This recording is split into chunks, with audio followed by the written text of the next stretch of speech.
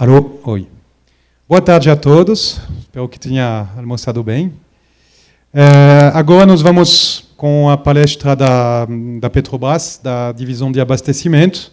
Eu vou passar a palavra para o Ferreira, você que fala primeiro, João Batista Ferreira, consultor de segurança do trabalho e meio ambiente da Petrobras, engenheiro ocupacional. Por favor. Bem, boa tarde, pessoal.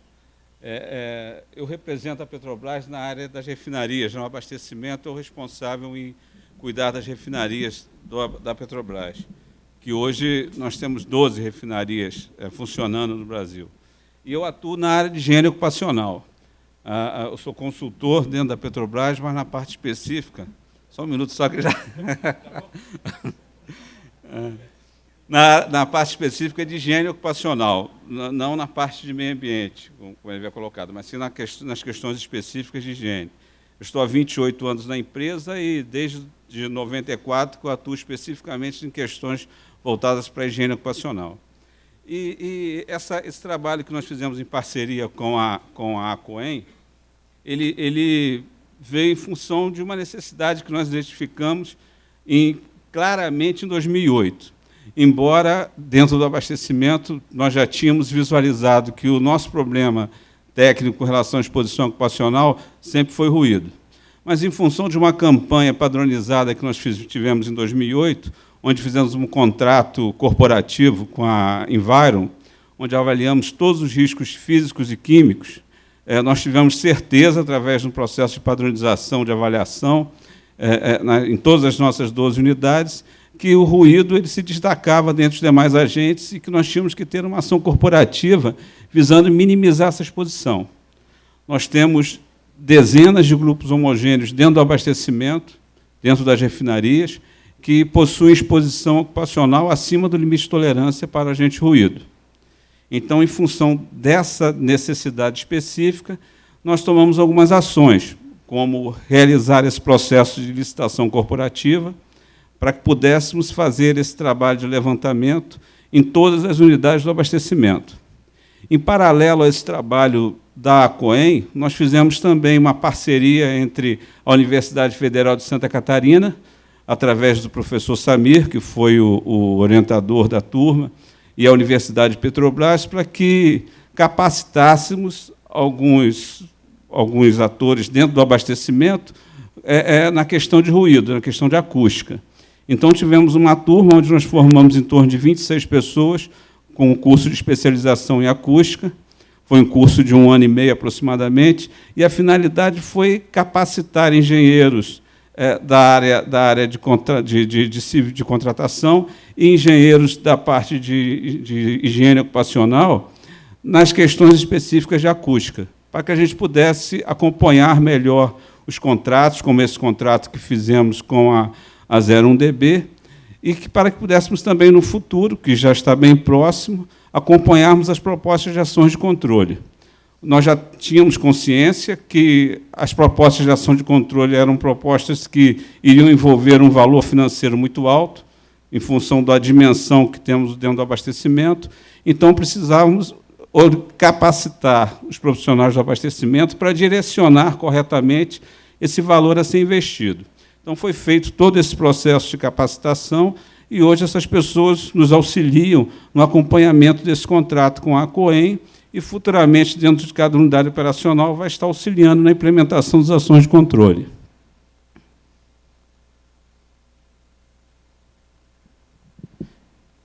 Então, como foi colocado, o abastecimento é a área de negócio responsável pelas refinarias, tá bom? E consideramos o ruído como nosso principal agente. A NR9 ela define claramente algumas necessidades que nós temos ao identificar o ruído como sendo o principal agente. Nós temos que propor ações de controle. Nós temos que propor ações de controle em função do que cita a NR9, que visa a eliminação, minimização e controle dos riscos ambientais. Esses riscos foram identificados na fase de reconhecimento, e na fase de avaliações ambientais, como foi colocado anteriormente, nós identificamos dezenas de grupos homogêneos com exposição acima do limite de tolerância. e como a própria NR9 coloca, quando comprovada pelo empregador ou instituição a inviabilidade técnica da adoção de controle, ou encontros em fase de estudo, planejamento ou implantação, ou ainda em caráter complementar ou emergencial, que nós entendemos que se encontra hoje, com esse trabalho que nós fizemos com a 01DB, nós estamos concluindo os estudos de planejamento e implantação das ações de controle. Nesse meio tempo, nós estamos usando o EPI como uma ação de proteção. Porém, nós não podemos ficar usando o EPI indefinidamente, como também precisamos orientar claramente as ações a serem tomadas. Então, esse foi o principal incentivo que levou o abastecimento a fazer esse contrato junto à COEM. Esse processo de licitação foi um processo bem complicado, difícil, porque nós não tínhamos referência no mercado de um trabalho semelhante a esse, feito ao mesmo tempo em todas as unidades do abastecimento, no caso, em 12 refinarias. Vocês vão ver aqui, pela apresentação do Marco, o dimensionamento do trabalho. Então, não tínhamos referência a nível nacional e tivemos 3 processos licitatórios cancelados, até que conseguimos fechar com a COEM esse trabalho, que está se concluindo agora em agosto. A parte da metodologia, o Marco vai passar para vocês e, no final da fala do Marcos, eu vou mostrar para vocês alguns gráficos e alguns trabalhos de gerenciamento, de acompanhamento dessas ações de controles que foram identificadas por eles.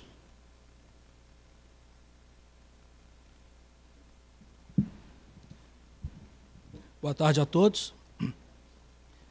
Então, na condução do trabalho, importante para a gente estar caracterizando o ambiente acústico das refinarias, 12 refinarias, mais de 200 áreas de processo, foi necessário a gente desenvolver uma metodologia. Não é nada muito diferente do que a gente faz pontualmente no dia a dia, mas, dado as dimensões e o cronograma bastante apertado que nós tínhamos, a gente teve que fazer um planejamento e atacar com ações bastante sincronizadas para a gente conseguir seguir esse raciocínio aqui. Nós começamos com a caracterização da situação atual das refinarias, passando para a catalogação das fontes, ou seja, identificação e catalogação de todas as fontes de ruído presentes nas 12 unidades de refino. Com essa informação, a gente fez um modelo matemático no Soft Cadna, onde a gente conseguiu simular, calibrando a situação atual e avaliar situações futuras. Com essas condições, as fontes caracterizadas, a gente dimensionou ações de controle, para então a gente especificar soluções para cada fonte que a gente identificou. O objetivo, reduzir o nível de ruído para poder atender às necessidades ocupacionais. Então, na caracterização de ruído, nós começamos com medições equidistantes na área, onde nós geramos mapas de ruído, e esse mapa a gente conseguiu identificar regiões de grande impacto. A gente observa na última figura ali que está segregado só as regiões com nível de ruído acima de 80 decibéis.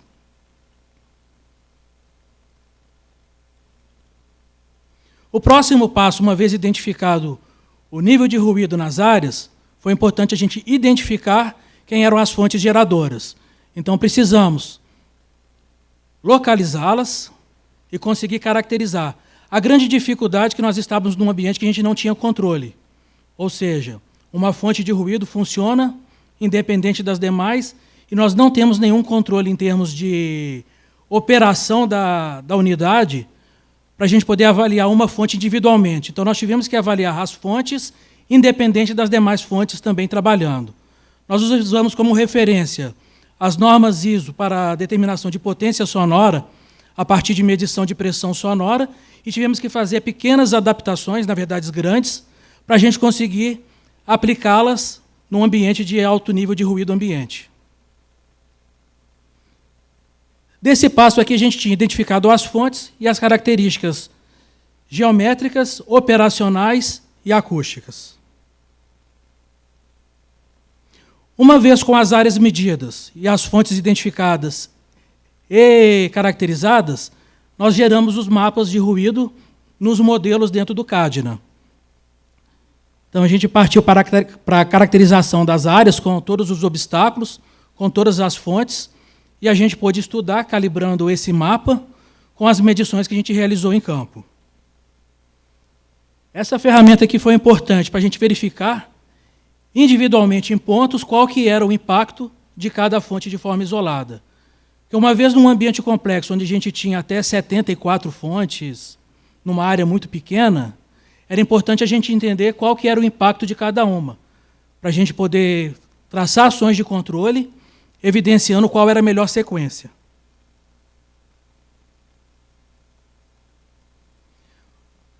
O próximo passo, uma vez conhecido as fontes e elas identificadas, nós propomos soluções para poder controlar o nível de ruído emitido por elas. Dentro daquele velho paradigma, controle na fonte, no caminho de proteção, e, por último, no receptor, a gente partiu principalmente para o controle na fonte, onde a gente conseguiu. Então, para diversos tipos de fonte, foi preciso agrupá-las em famílias, em tipos de fonte. Mais para frente eu vou estar falando, a gente teve mais de 3.000 fontes catalogadas. Então, era impossível fornecer solução individual para 3.000 fontes. Então, elas foram agrupadas em grupo e, individualmente, por grupo, foi proposta uma solução.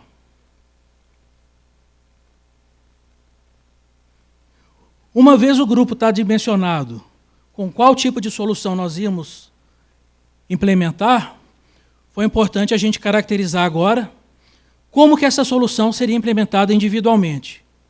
Então, de todas as fontes que a gente catalogou, nós tivemos que segregar quais eram as fontes que realmente impactavam no nível sonoro das unidades, e junto com fornecedores e soluções clássicas de mercado, nós fomos buscar individualmente, junto com o fornecedor, qual que era a melhor aplicação para a gente estar controlando o nível de ruído para cada fonte.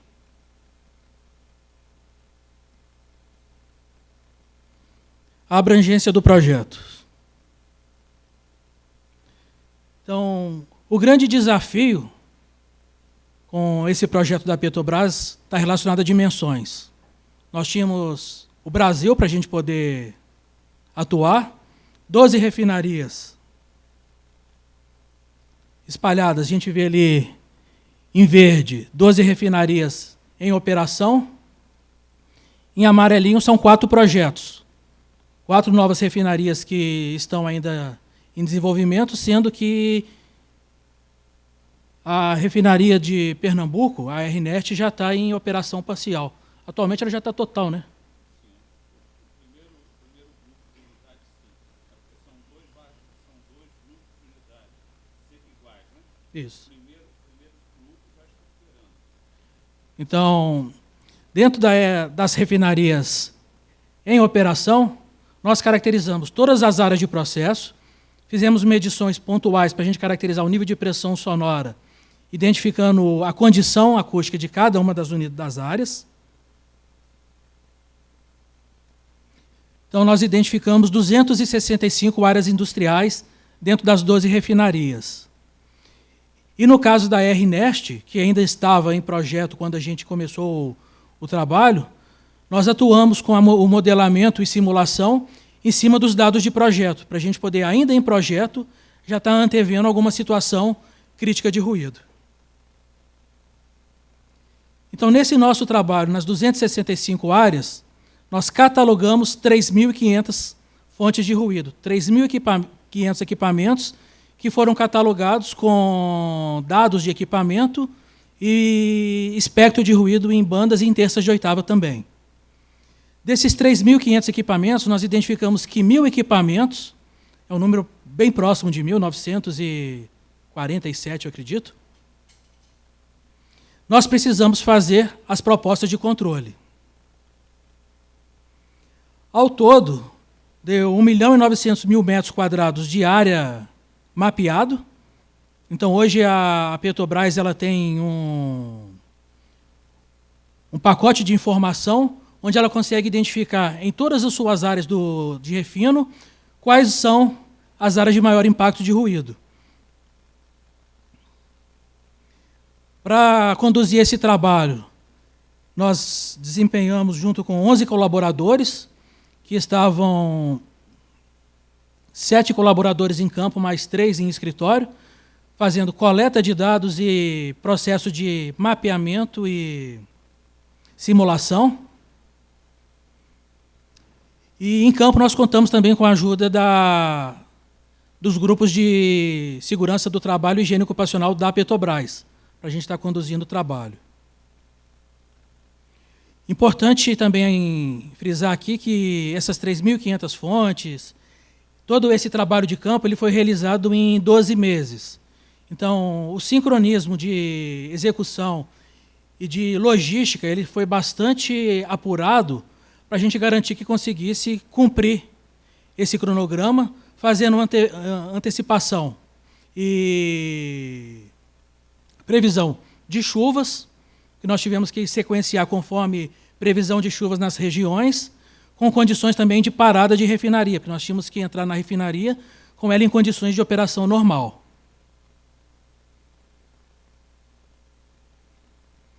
Então, o primeiro desafio do trabalho foi poder sequenciar todas as atividades no período de 36 meses, considerando que nos 12 primeiros meses foram feitas as coletas de campo, com mapeamento e identificação de fontes, e nos demais, estamos finalizando agora em agosto, uma proposta de ação de controle detalhada para cada uma das 1.000 fontes que nós identificamos como as principais.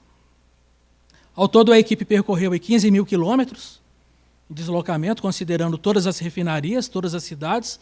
Nós executamos o trabalho com a mesma equipe, para a gente garantir que a curva de aprendizado ela seria levada para as demais refinarias, evitando ter várias equipes e todo mundo sempre aprendendo ainda. No levantamento de campo, nós identificamos todas as fontes de ruído que emitiam nível de ruído nas proximidades dela, em torno de 1 metro de distância, 80 dB ou mais. O que era crítico? Normalmente o nível de ruído da área estava em 80 dB. Então nós tivemos um processo bastante melindroso, bastante delicado, para a gente conseguir identificar uma fonte de ruído que, por si só, ela já emitia tão quanto o nível de ruído ambiente. Então, tivemos que fazer medições com bastante critério para a gente poder caracterizar e essas fontes fazerem parte do nosso banco. Uma vez feitas as medições, foram feitas simulações para poder, então, identificar o impacto sonoro de cada fonte dentro de uma área. E uma vez identificado esse impacto, a gente conseguir identificar quais das 3.500 fontes que realmente necessitariam ação de controle. Dentro das propostas, conforme eu comentei, a gente fez uma pesquisa bastante significativa de tudo que existia, pelo menos de clássico e de aplicado no mercado, para a gente estar agrupando as fontes em grupos e estar apresentando para aquele grupo uma estratégia de controle. Dentro de um custo, porque esse projeto tem a finalidade de identificar e, num segundo passo, de controlar, de realizar essas ações para reduzir os níveis a níveis aceitáveis.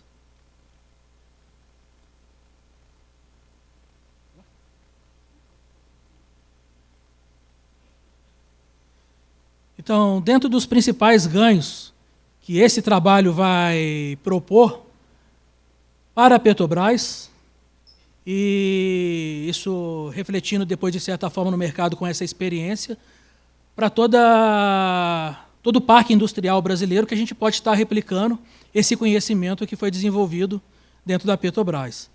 Então, um levantamento exaustivo das áreas de processo. Não é novidade esse estudo dentro da Petrobras, isso já era feito de forma isolada em cada refinaria. A gente conseguiu desenvolver uma metodologia na qual foi nivelada com todas as refinarias. Então, hoje, todas têm o mesmo método de avaliar a situação atual. É de conhecimento, então, agora, um banco de dados com as fontes de ruído e as principais potências sonoras de cada equipamento. Foi disponibilizado o modelo numérico em Cadna de cada unidade, então, toda alteração, toda melhoria, ela pode ser avaliada em projeto ainda e depois validada depois de uma implantação. Foi elaborado, então, os conceitos de controle. Então, hoje se sabe o que se aplicar para aquele tipo de fonte. Novas fontes já podem estar observando esse estudo que foi realizado. E fontes que estavam inoperantes em estudo também podem ser avaliadas conforme essa metodologia e informações catalogadas. E foi detalhado o conceito para cada equipamento também, que vai proporcionar a contratação da obra para a execução da solução.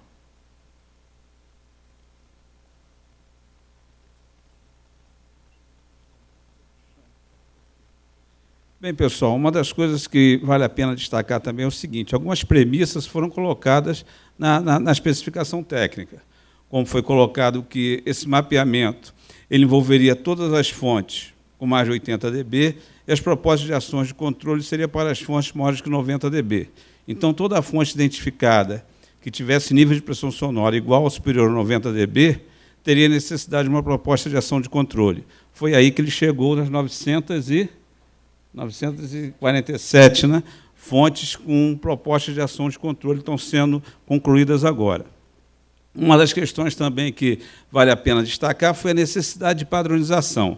Ou seja, nós colocamos também que haveria necessidade de padronizarmos tanto as questões de mapeamento quanto as questões das ações de controle a serem implementadas.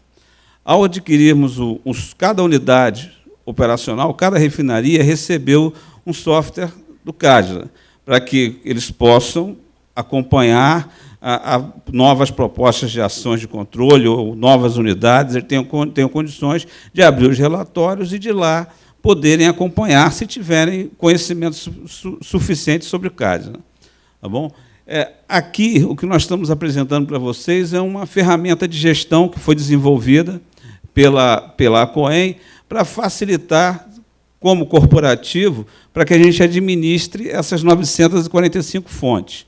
Então, atualmente, com esse contrato que nós temos com a ACOEM, é possível, numa ação corporativa, definirmos um processo de contratação, por exemplo, para avaliarmos todos os motores, propor ações de como fazer uma contratação para implementação de ação de controle em todos os motores de todas as nossas unidades do abastecimento.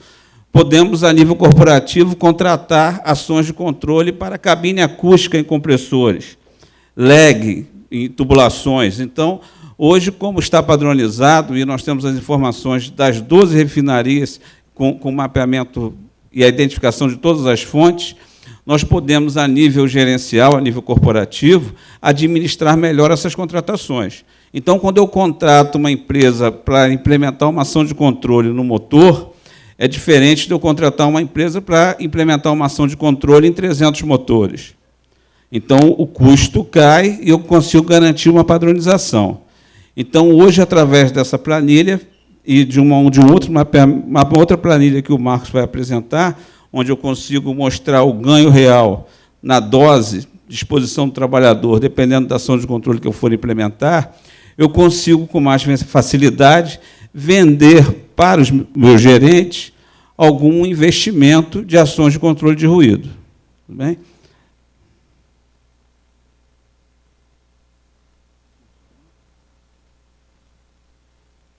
Então, aqui nós pegamos, segregando da simulação e criamos aqui uma situação atual. A gente tem aqui uma área de impacto onde a dose de ruído ela pode ser significativa, por causa dos níveis que existem nessa área. E aqui quais as fontes de ruído que estão originando essa mancha.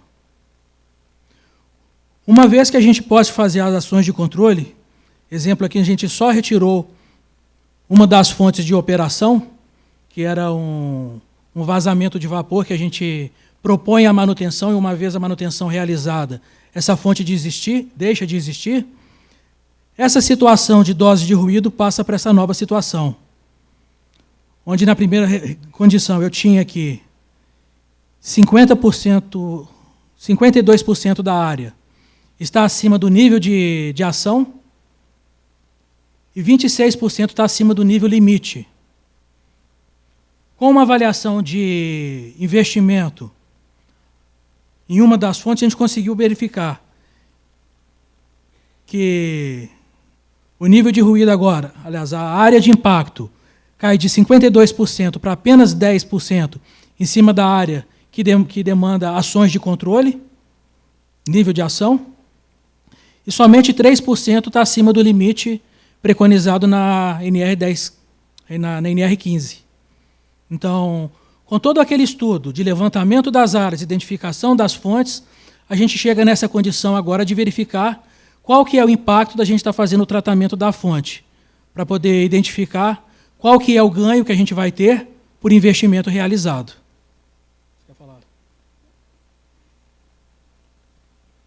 Então, era isso que a gente tinha para apresentar. A apresentação não consegue representar a dimensão do projeto, mas tentamos sintetizar aqui a grandeza do que foi realizado.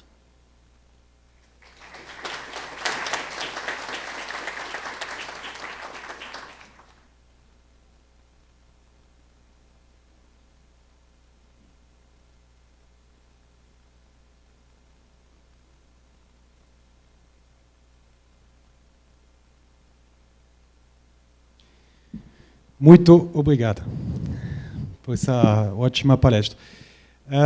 Nós vamos continuar a fazer a última palestra do dia para depois abrir a questões em gerais, tanto dessa palestra do pessoal da Petrobras, como para os outros assuntos tratados hoje.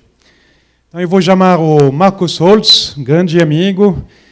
Ele é sócio da Harmonia Acústica e ele é o coordenador do grupo de meio ambiente da Proacústica. Ele vai nos falar, vai mudar um pouquinho,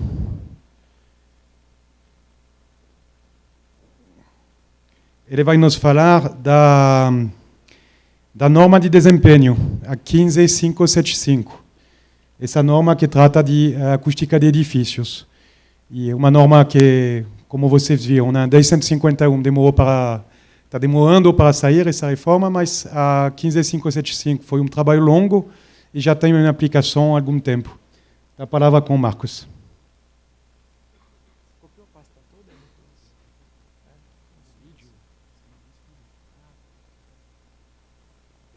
Gente, boa tarde.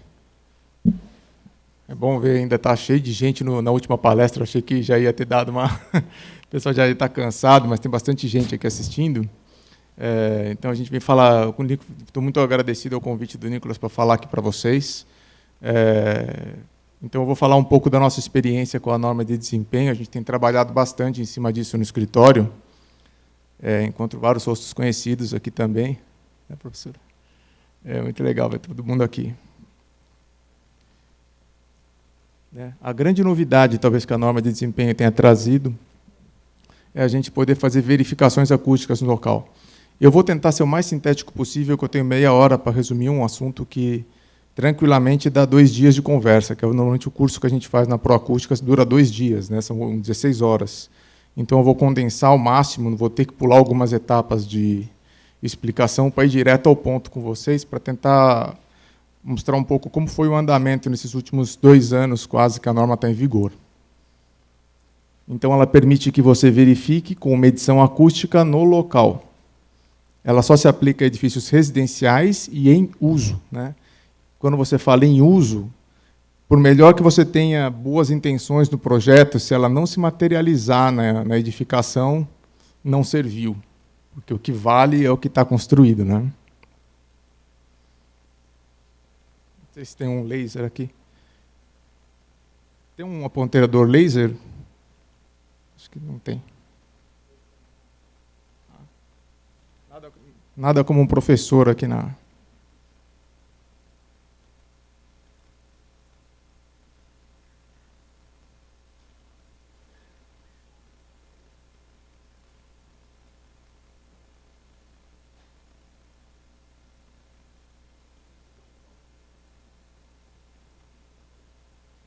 Enquanto não temos o laser, eu vou falando ali. Já foi falado aqui que a gente tem aquele sentido de tratamento que você vai da fonte, propagação e receptor, né?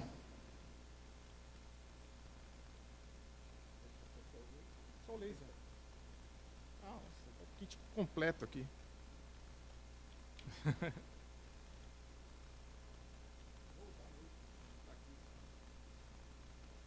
Bem, então aqui é o que seria o gerenciamento de ruídos dentro de uma cidade, né? Você tem as fontes sonoras, as principais, os meios de propagação e o receptor.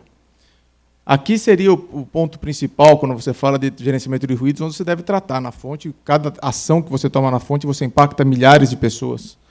Aí você tem a propagação, que também tem uma abrangência grande, mas quando você vai no receptor, cada janela que você põe, você está protegendo uma família. Então, não é muito... É um trabalho que não rende, não é? Então, é o último caso, realmente, você ter que trabalhar no receptor. E, no caso da norma de desempenho, a gente tem que ter isso em mente, que, dentro de um contexto global de uma cidade, a norma de desempenho está tratando aqui unicamente o receptor. Nós estamos falando das janelas, das fachadas acústicas, né? E todo o resto ainda está muito negligenciado no Brasil. Esse foi até um dos motivos da conferência que a gente teve de ruído na Câmara Municipal. Existe um projeto de lei que já foi aprovado em primeiro turno. Esse ano deve ir para votação em segundo turno, segundo o presidente da Câmara, porque aí sim a gente vai fechar o círculo, porque não adianta você colocar janelas acústicas e mais janelas acústicas, aumentar o isolamento da janela acústica e você não ignorar completamente o planejamento urbano ao redor dessas residências, né? Você não mexer com o uso e ocupação do solo, né? Você não ter nenhuma estratégia de gerenciamento da mobilidade urbana que leve o ruído em conta.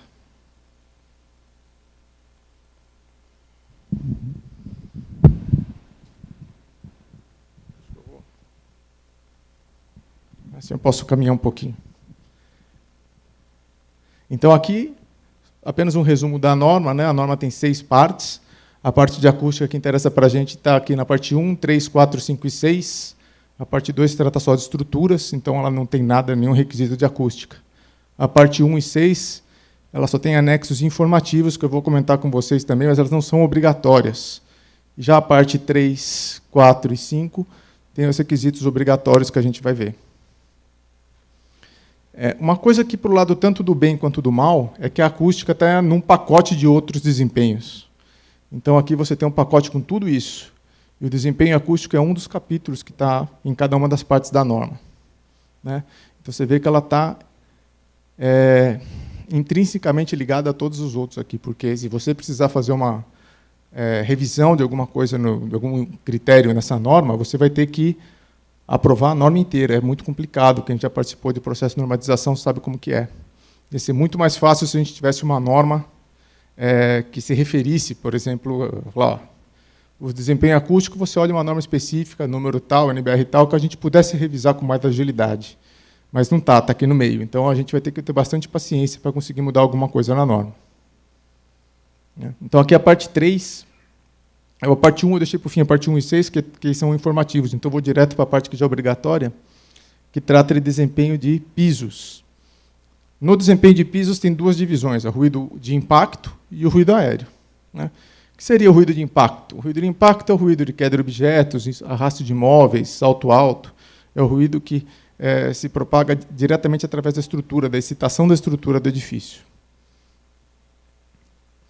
E aí, essa norma traz um critério para isso. O isolamento entre pavimentos vai ser controlado. Para vocês terem uma ideia, aqui seria... Alguns de vocês já viram 1000 vezes isso aqui, mas para quem ainda não viu, o vermelho aqui é o valor de 80 dB de nível de L'(NTW. É um valor bem alto comparado de qualquer outro país europeu, né? O nosso intermediário, que vai estar próximo ali da Espanha, do Juan, que é de 65 dB. Então, nós temos um nível muito alto. A gente tem muito a melhorar ainda no critério de ruído de impacto. Aqui é só mostrar para vocês como que ensaia, porque a norma fala em campo, mas para você conseguir calcular o que seria resultado em campo de cada solução, você precisa de ensaios de laboratório. E, infelizmente, nós não temos nenhuma câmara desse tipo no Brasil ainda. Então, existe uma grande dificuldade para os projetistas conseguirem ter os dados de entrada para os seus projetos. Aqui seria o que seria esse ensaio. Isso que vocês estão vendo aqui é uma máquina de impactos. Quiser ligar para mostrar o...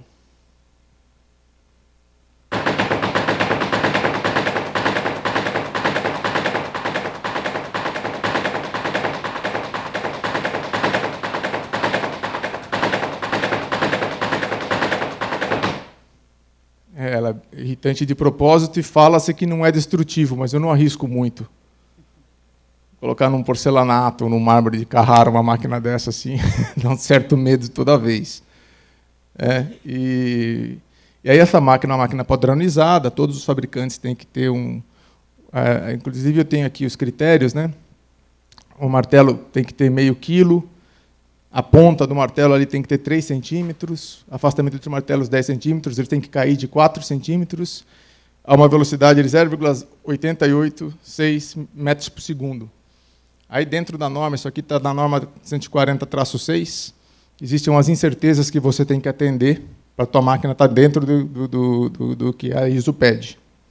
Aí aqui tem um videozinho que mostra como funciona isso. Eu não sei se vai... Vamos ver se vai funcionar.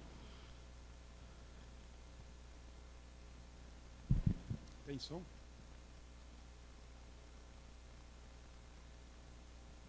Tá meio devagar a animação, mas...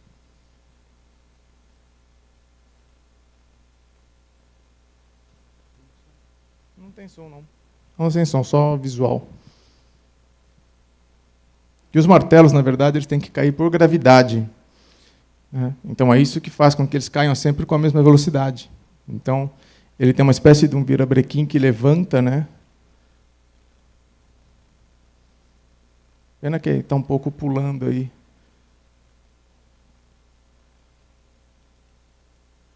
Vai mostrar ali um martelo único como que é. Aí ele tem um pino.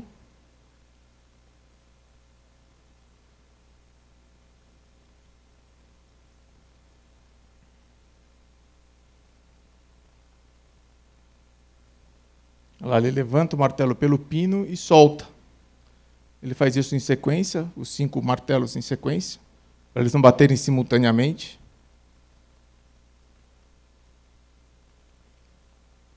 É isso. E ali algumas tapas. Essa aqui é essa tapinha aqui, tá? Depois vocês podem dar uma olhada aqui, ver com o Nicolas. Essa parece que é bem leve. E aí foi definido um critério de isolamento ruído de impacto. Como que você mede isso? É um nível que você mede. Você vem com o seu sonômetro aqui, um sonômetro equipamento desse tipo também. Você está aqui, você coloca a máquina de martelos em cima, nas posições padronizadas, tem um tempo padronizado de medição embaixo. A norma ISO 140, parte 7, dá todas as instruções de como é feita essa medição. Aí você mede esse nível aqui embaixo, faz algumas correções, de acordo com o tempo de reverberação, que você também mede com esse equipamento aqui. E aí você tem que atender essa tabelinha de critérios que está na norma. Acho que todos vocês receberam os manuais da norma de desempenho da Proacústica, né? Então, você pode, para consulta, é bom, porque ele resume bem todos os critérios que têm que ser atendidos. E o principal, que é o entre unidades autônomas posicionadas em pavimentos distintos, né, é de 80 dB. Se for dentro da mesma unidade, por exemplo, um apartamento duplex, esse critério não vale. Esse critério os critérios da norma de desempenho sempre são para unidades autônomas. E tem um outro critério, que é um critério muito mais rigoroso, né? Você vê que 55 dB é bem mais difícil de atingir. Você está perto do mínimo ali dos países Alemanha, Áustria. Que é quando você tem aquela situação num salão de festas, num salão de jogos, uma piscina na cobertura. Então, essas coberturas com quase um shopping center em cima do prédio, eles têm que ter uma preocupação muito grande, porque, inclusive, não é com qualquer manta que você atinge isso. Tem que ser uma manta de alto desempenho. São poucas até no mercado que conseguem atender esse critério. Aqui alguns exemplos para vocês.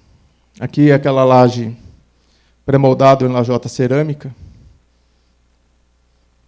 87. Laje zero de concreto, maciça de 10 sem contrapiso, 84. Laje maciça de 12, contrapiso de 3,80, contrapiso flutuante, 60. Isso aqui é só ilustrativo, porque como eu vou mostrar para vocês agora, aqui nós temos o mesmo elemento separador aqui, é uma laje de 12, que vai ter um LNW de 78. Só que quando você tem um ambiente com 23 metros cúbicos, um ambiente de 3x3, que seria usual um quarto, né? Um quarto de um apartamento médio, essa laje vai dar 82. Essa mesma laje numa sala, por exemplo, com 52 de 4x5, já iria para 78, com 52 metros cúbicos.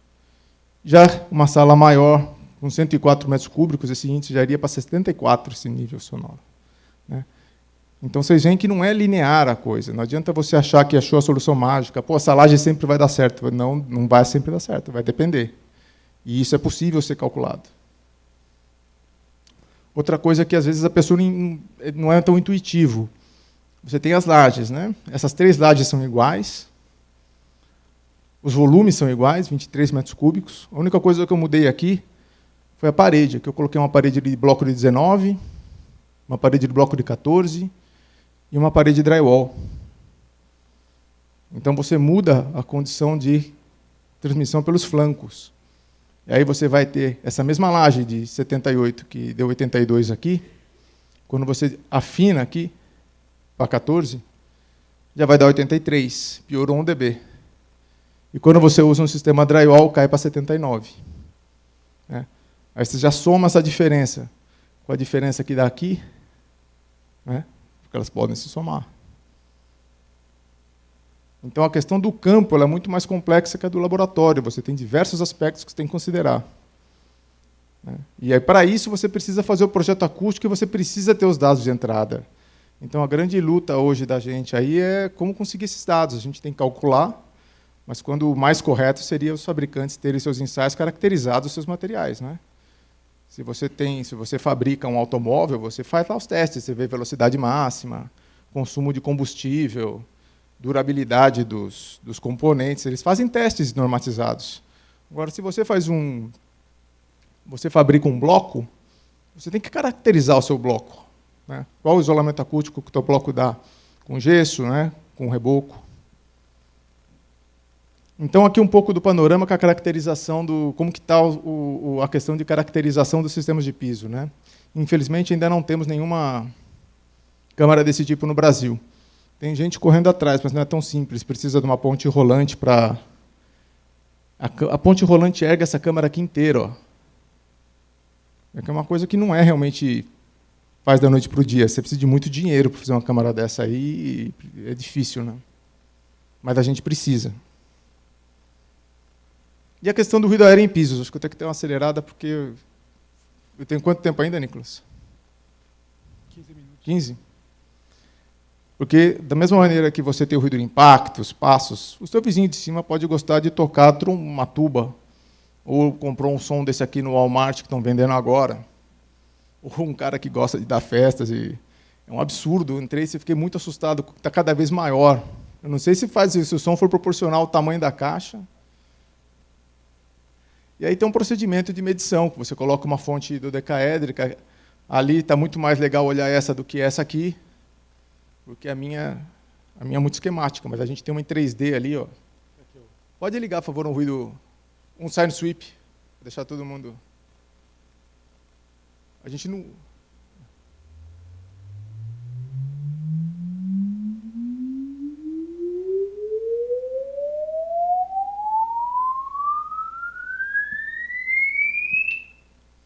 Um ruído rosa. Agora um ruído rosa, só para eles verem, porque o ruído que a gente usa para fazer o ensaio é esse. Vou botar mais baixo que a fonte tem vários tipos de níveis. Parece estática de TV antiga.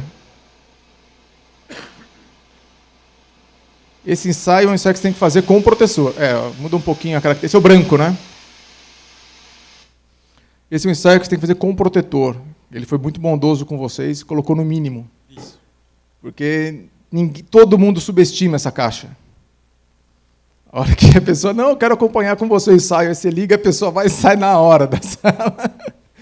Ele acha que vai sair, sei lá, não sei o que eles acham que vai sair de som. A hora que começa a fazer o barulho mesmo, 120 às vezes dá, porque de potência dá 120, então quando você está num ambiente fechado, sem absorção, você chega a dar 120 dB. E se o cara está sem proteção, realmente dói, né? E aí você mede aqui, você tem que fazer medições no mesmo ambiente da fonte e no outro. Aí você vai calcular a diferença. Essa diferença de nível que vai caracterizar o quanto esse elemento separador está diminuindo. Qual o isolamento entre recintos. Aí você faz a medição no ambiente e no outro, faz a diferença e emite um laudo padrão ISO. Eles dizem qual distâncias, quantos centímetros tem que ter aqui, tudo bonitinho lá na ISO. E você tem essa tabelinha para atender. Normalmente, se você atende ruído de impacto, dificilmente você não vai atender aqui. Dos nossos sistemas construtivos, que são sistemas construtivos massivos, normalmente você vai estar acima aqui de 45, 46, 47, mas não muito. Pode ser que, eventualmente, uma laje de concreto mais fina, pode ser que não passe nesse critério. Então, sempre tem que medir para verificar se está passando ou não. Aqui a parte 4. É uma coisa engraçada que essa norma, ela fala em piso, parede, né? Só que em acústica não é bem assim, né? O som ele vai por piso, parede, por tudo, né? Quando você fala de ruído aéreo em pisos, o som que vai para a parede também desce e contribui com o que vai lá para baixo, né? Então, da mesma maneira, quando você vai avaliar uma parede como essa, se você tem uma laje por cima, você tem uma transmissão flanco-flanco pela laje que é pelo piso do andar de cima, que é pelo teto, não é parede. Então, o mais correto seria ser avaliar entre recintos. O isolamento é sempre entre recintos, não é o isolamento da parede. Então, agora tem um isolamento mínimo de 45 dB entre dormitórios. E aqui o Brasil está aqui com 45. Aqui a distância já é menor para os padrões mais civilizados aqui. Isso aqui foi um ganho de última hora. Estava 40, acho que na última reunião de norma, até um cara de uma construtora levantou a mão, falou, não, está muito baixo, vamos subir isso para 45. Não sei se ele entendeu direito que 45 era mais restritivo. Mas ele achou que 45 é melhor que 40, pode mais. Não sei. E acabou ficando 45 na última hora, que foi um ganho muito significativo. 40 para 45 é bem significativo essa diferença. Aqui a câmara para medir, para caracterizar os materiais, elas são duas câmaras do mesmo jeito. Só que na horizontal é mais fácil, você não tem que erguê-la com a ponte rolante. Ela desliza sobre um trilho. Você tem um corpo de prova que esse assim se ergue com uma ponte rolante, como está pendurado aqui. Esse aqui já está com o pórtico para ensaiar uma janela. E você mede, da mesma maneira que você mede num outro, no outro faz a diferença, você faz aqui também. Já no campo é diferente. No campo, a montagem é igual, mas você tem todas as transmissões que acontecem pelas flancos, né? Então, você tem aqui a via de transmissão direta, que é que passa pelo elemento separador. Você tem uma transmissão direta a flanco, que ela acontece da seguinte forma. É excitada essa parede, essa vibração vai caminhando por aqui e ela sai pela laje. Essa é a direto flanco.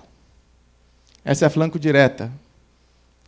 O som vem aqui, entra pela laje, vira aqui. Aqui é sempre encruzilhada, né? E essas encruzilhadas aqui a gente chama de uniões. Essas uniões são muito importantes no cálculo que a gente faz para saber o quanto que vai dar no campo cada construção. Então, aqui a gente consegue calcular pela massa das paredes e pelo isolamento das paredes, para que quanto da vibração vai subir, quanto da vibração vai reto, e a gente consegue calcular cada uma dessas transmissões. Aqui, no caso, é uma flanco-flanco. Ela nem passa pelo elemento separador. A única influência que o elemento separador tem nessa aqui é que, quando você muda o RW dessa, uma parte da vibração desiste de ir por lá e vem para cá. Ou desiste de ir para cá e vai para lá, né? Então, ela tem ainda uma influência, mesmo a transmissão não passando pelo elemento separador, o elemento separador pega uma parte dessa vibração, né? Então, se vai 40% para cá, 60% para cá, quando você muda esse balanço muda também. E aqui todas as transmissões juntas. Se você fizer a conta, você vai ver que é uma direta e 12 indiretas. Então, a gente tem que calcular para cada isolamento entre recintos as 13 transmissões. Aqui um exemplo para vocês de uma mesma parede de RW44. Então, minha parede é 44, vai atender tranquilo. Mas aqui, se você fizer um ambiente Mais uma vez, um quarto típico de 3x3, com 23 metros cúbicos, vai dar 42. Se você tiver aquela mesma sala de 4x5, vai dar os 44.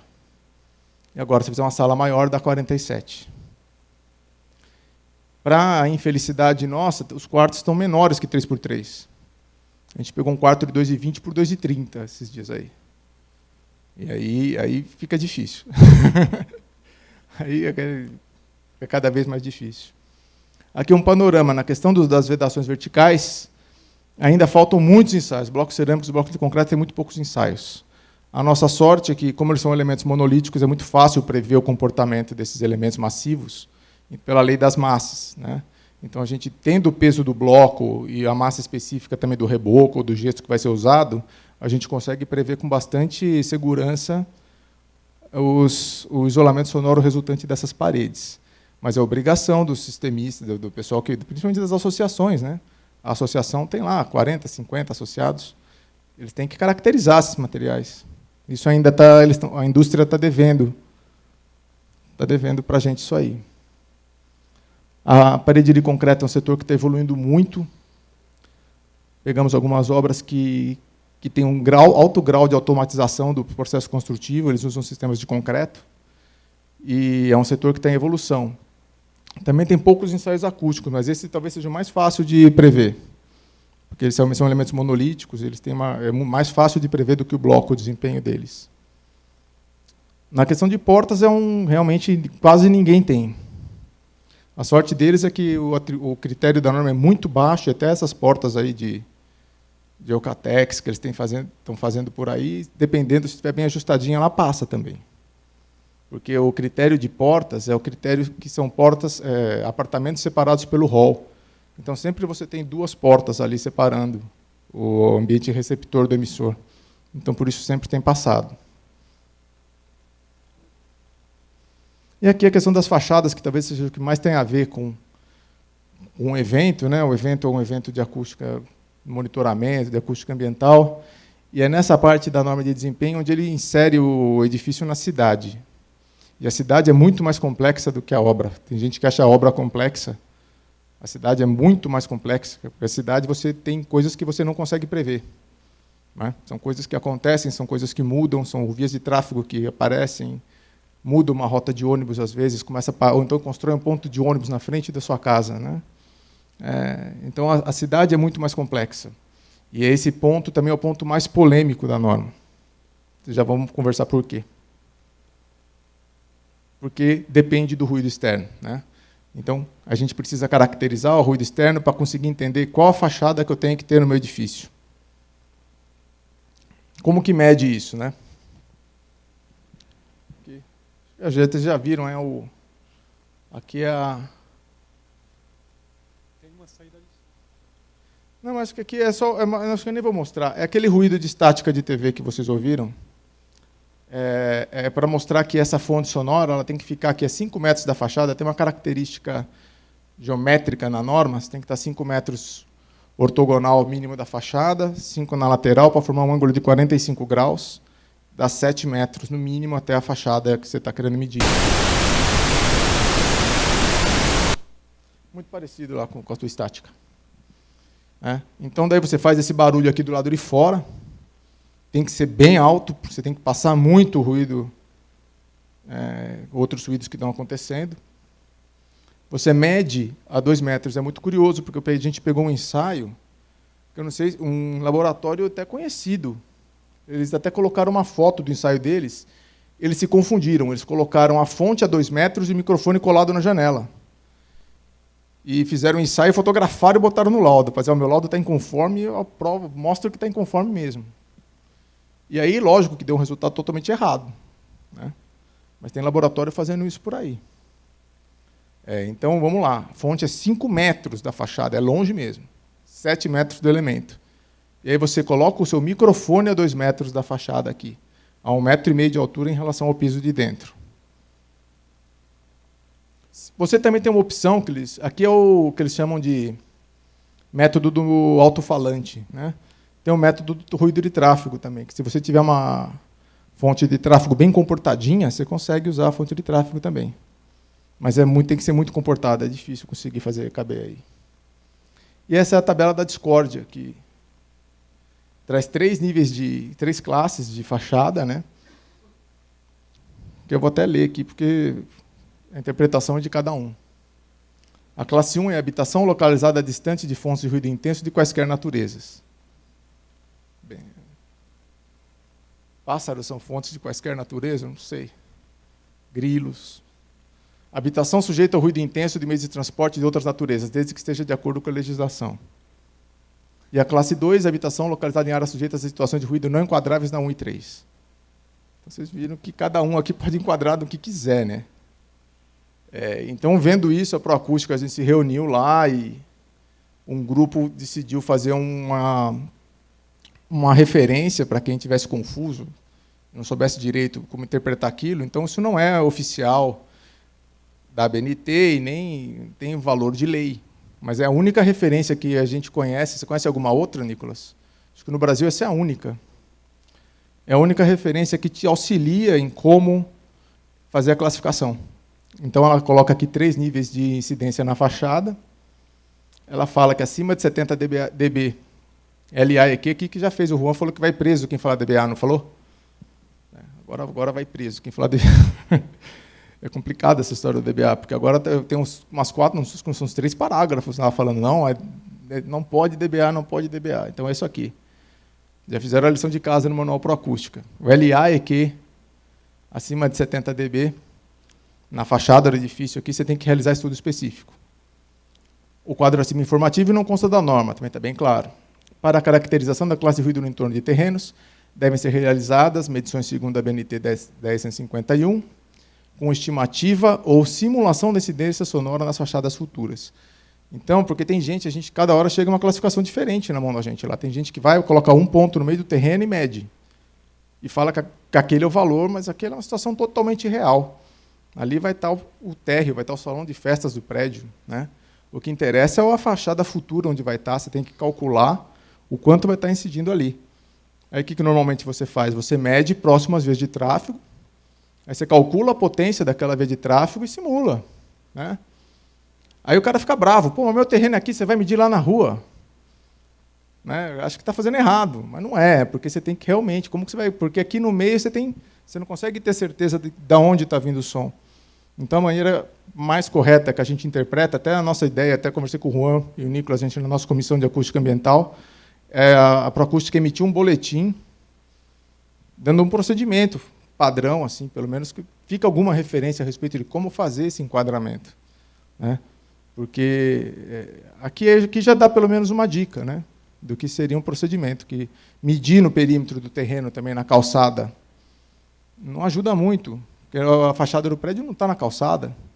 Às vezes o problema vai dar no 10º andar. Né? Você tem ali uns sobradinhos na sua frente e você tem a marginal atrás, ou uma linha de trem atrás, você ali na margem do terreno, você está na sombra acústica dos vizinhos. Né? Então, você realmente, para você ter uma ideia do que vai acontecer no prédio futuro, você tem que ter as fontes, a potência dessas fontes medida e depois você fazer o cálculo. E aqui o que tem sido feito, como muitos caixilheiros não têm os ensaios, fala, tudo bem, você quer vender caixilha? Eu vou comprar essa obra aqui, acho que era coisa de mais de 1000 caixilhos. Eu falei, não, então monta um protótipo, montaram vários, está vendo que tudo é diferente, esse é diferente desse, aqui tem caixa de persiana.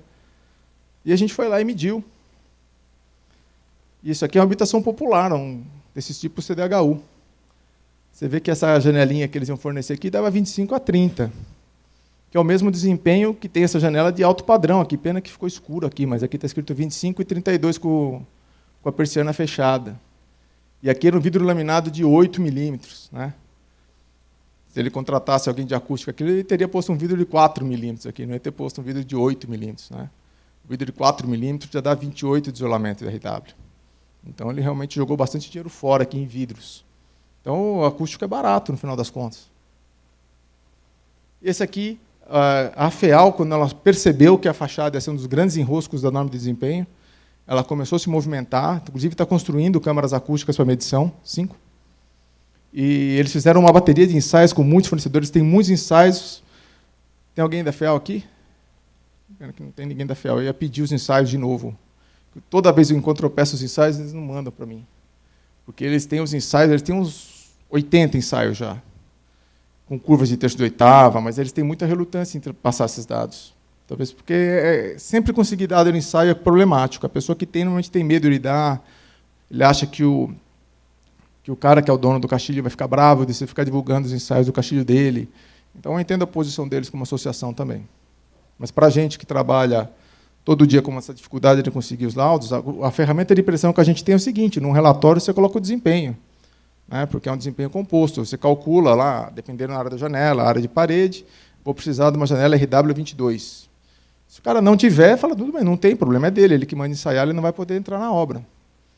Teve uma avalanche de ensaios novos, os caras ficam desesperados. Como vou ficar fora da licitação? Vai ficar fora, você não tem. Aí a solução que tem dado para quem não tem, eles montam o protótipo na obra, todo mundo lá, os 4 ou 5, médios 4 ou 5 já no local que ela vai ser feita. Para quem não tem ensaio, é isso que está sendo feito, mas o correto mesmo é essas pessoas caracterizarem. Inclusive, na norma de Castilho, ainda não ficou pronta ainda aquela história do selo, né? Que eles estão bolando um selo que você cola na janela com o RW da janela.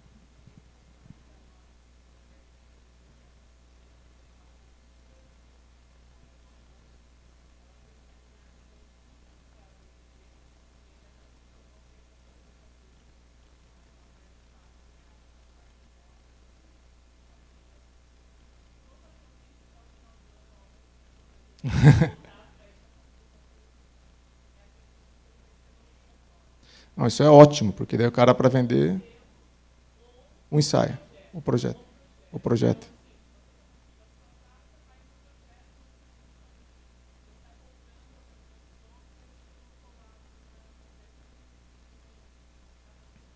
Era um barato, que antes o selo era que nem aquele Procel de geladeira, né? Uns sininhos, né? É outra, umas orelhas agora. Tinha orelha. E o Edson tinha posto uma bombinha, né?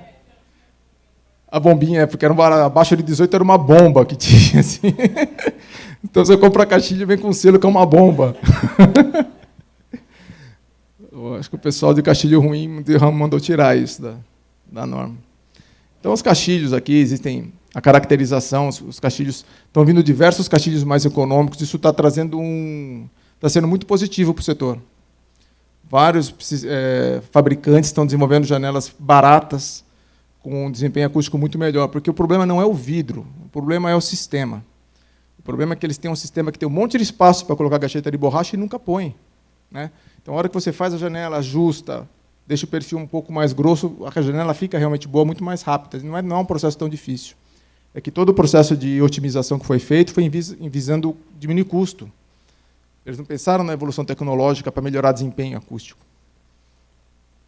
Então, nas coberturas, que só tem aqui também o mesmo critério de ruído de impacto de 55 que tem para os salões de festa. Instalações hidrossanitárias, eles também têm isso aqui já é informativo, tá?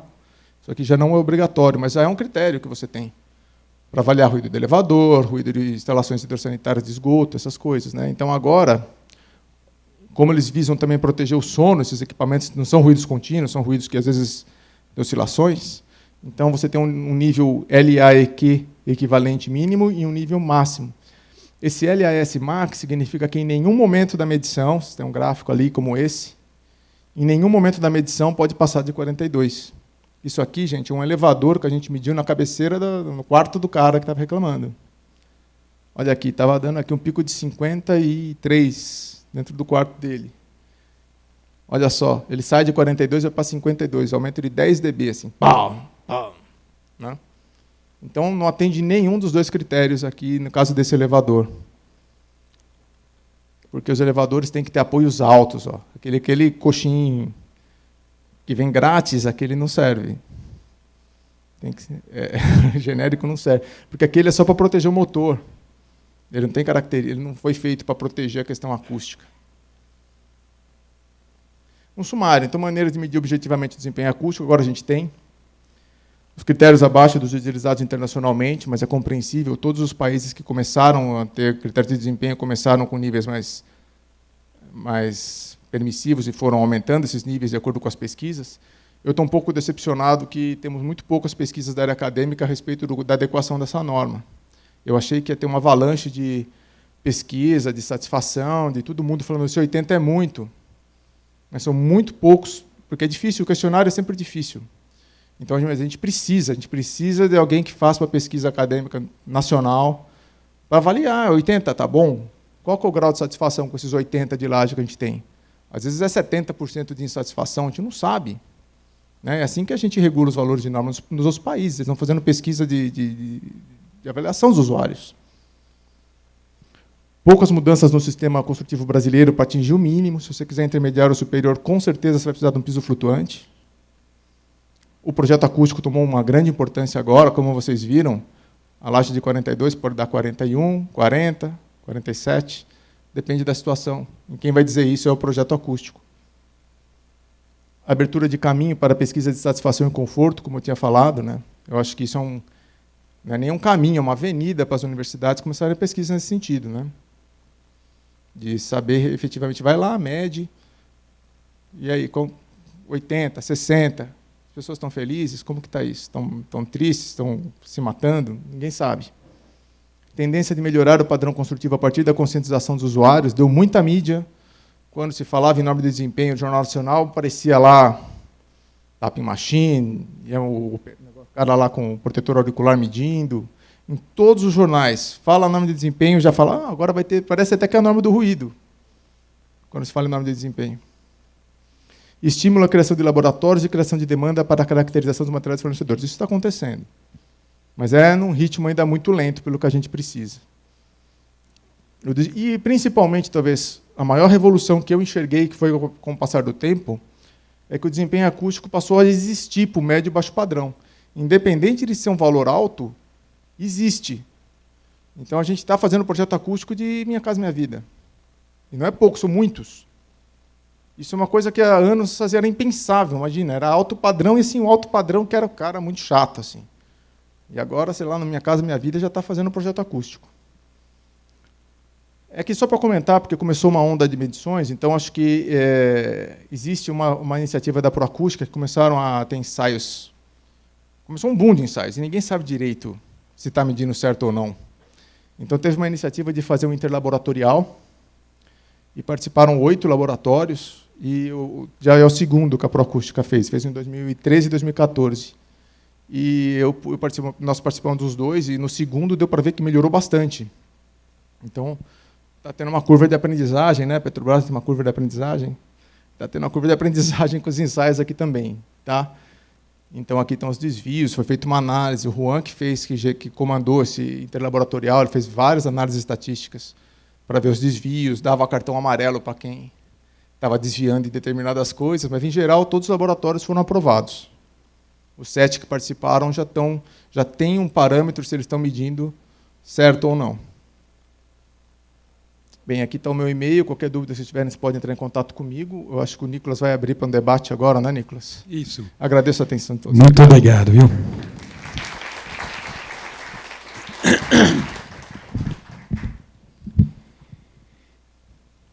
Bom, aqui se encerra todas as palestras. Espero que você tenha gostado. A gente tentou fazer o máximo possível para trazer um conteúdo de qualidade.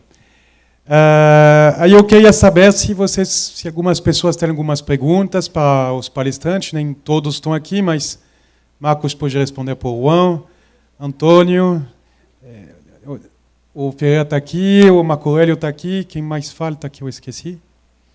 Victor está aqui. Então, se alguém tem uma dúvida, podemos responder desse microfone. Eu passo esse para quem quer fazer. Eu queria saber qual é o grau de dificuldade que vocês têm para fazer medição num apartamento que está lá no 6º, 7º andar, com aquela fonte sonora tão pesada. A gente não costuma fazer, não. A gente fala que vamos fazer, a gente faz no térreo. Sempre, né? Se precisar, dá para fazer, mas é uma coisa que exige uma logística, tem que pegar. A gente ficou pensando como fazer isso, porque a gente fez de uma maneira uma vez que foi terrível. A gente quase morreu de medo de matar alguém, porque a gente fez um cavalete de madeira que tinha uma espécie de uma gaveta. E isso colocava a fonte a 5 metros assim, mas aquilo balançava, né? E tinha a rede que vinha com o vento e enroscou na fonte, já achamos que a fonte ia cair. A gente viu que o melhor jeito, na verdade, não é fazer uma plataforma, é pendurar por um cabo de aço com mosquetão, como se fosse uma coisa de rapel. E aí você pendura a fonte e você põe uma vara para esticar isso, para empurrar a fonte a 5 metros. Mas, assim, são 5 metros de distância, então tem vento, tem aquela rede da obra, é bem difícil de fazer. O ideal é que você faça as amostras em primeiro ou segundo andar no máximo. E, se precisar mais alto, usar aquelas plataformas Gini, que a gente já... Eu quase morri de medo também. Eu fui medir, acho que a 30 metros de altura, E aquela plataforma, eu estava subindo com o cara, eu falei, nossa, você tem bastante experiência, fica subindo. Eu falei, não, é a primeira vez que eu estou subindo. E a plataforma assim, comigo lá em cima com o cara nunca... Eu só fiz o treinamento, é a primeira vez que eu subo com alguém. Você achou que ele fosse salvar?